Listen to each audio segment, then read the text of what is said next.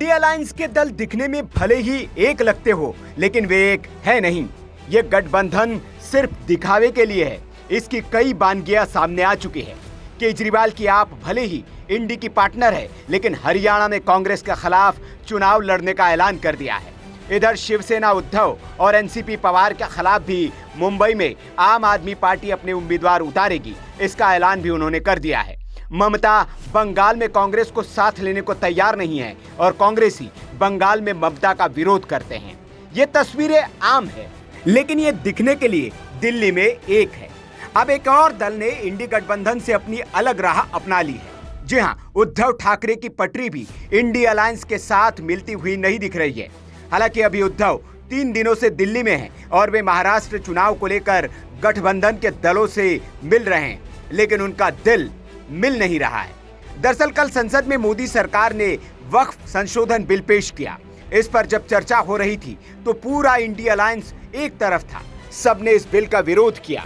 वही इस बिल पर एनडीए एकजुट नजर आया, लेकिन इन सब के बीच उद्धव ठाकरे की शिवसेना कांग्रेस और इंडिया अलायंस के मत से सहमत नहीं दिखी। उन्होंने इस बिल पर एक तरह से मोदी सरकार की मदद ही की। शिवसेना यूबीटी के सारे सांसद इस दौरान सदन से गायब रहे। इसी को लेकर अब उद्धव को घेरा जा रहा है। शिवसेना शिंदे गुट के सांसद मिलिंद देवड़ा ने उद्धव ठाकरे पर निशाना साधा है और कहा है कि उद्धव का पाखंड उजागर हो गया है। उन्होंने एक्स पर पोस्ट किया और लिखा, आज संसद में उद्धव ठाकरे जी की उबाठा के नुमाइंदों का असली चेहरा और उनका दोगलापन बेनकाब हो गया है। जब वक्फ बोर्ड बिल पर चर्चा के दौरान सभी उबाठा के नुमाइंदे गैर हाजिर थे। मुसलमानों ने आपको वोट दिया, लेकिन बदले में खामोशी क्यों? इस सवाल का जवाब मुसलमान उबाठा के सांसदों से जरूर मांगेंगे।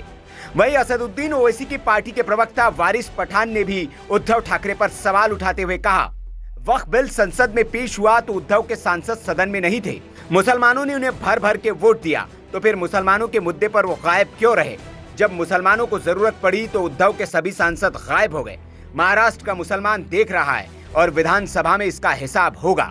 जाहिर है उद्धव अभी असमंजस में हैं कि वे अपने पिता की हिंदू हृदय सम्राट वाली छवि को बचाएं या फिर सेक्युलर बनकर इंडी गठबंधन के साथ जाएं। लेकिन यही दो नाव की सवारी उद्धव को महाराष्ट्र में डुबा रही है और इसका लाभ कांग्रेस को मिल रहा है। लोकसभा चुनाव में भी उद्धव को कम सीटें मिली और सहयोगी कांग्रेस ने ज्यादा सीटें जीत ली। शायद उद्धव को समझ आ रहा हो, इसलिए वे अब इंडिया अलायंस से किनारा करने लगे हो। कहा तो ये भी जा रहा है कि उद्धव को अगर महाराष्ट्र विधानसभा चुनाव में सबसे ज्यादा सीटें नहीं मिली तो वे अकेले चुनाव लड़ेंगे। वहीं कांग्रेस शिवसेना यूबीटी को सबसे ज्यादा सीटें देने को तैयार नहीं है।